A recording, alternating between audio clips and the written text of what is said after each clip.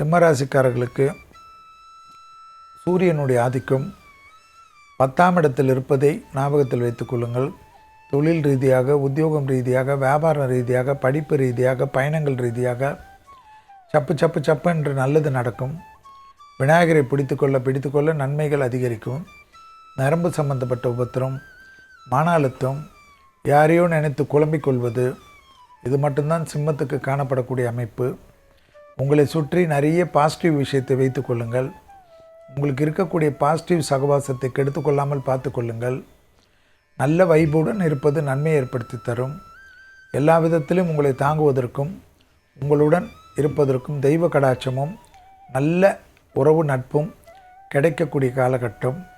விலை உயர்ந்த பொருள்களை கையாளக்கூடிய சிம்மராசிக்காரர்கள் ரொம்ப கவனத்துடன் இருக்க வேண்டும்.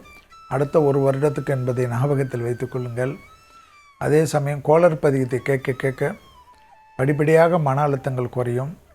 அஷ்டமத்தில் இருக்கக்கூடிய சனிக்கு குரு பார்வை கிட்டியிருப்பதனால் ஒரு மாதிரி மன அழுத்தமெல்லாம் டக்கு டக்குன்னு தீர்ந்து எதற்காக நாம் வாழ்கிறோமோ அந்த விஷயத்தில் அதீதமான சந்தோஷங்களும் ஆத்ம ரீதியான நிம்மதிகளும் ஏற்படுவது கண்கூடாக பார்க்கலாம்.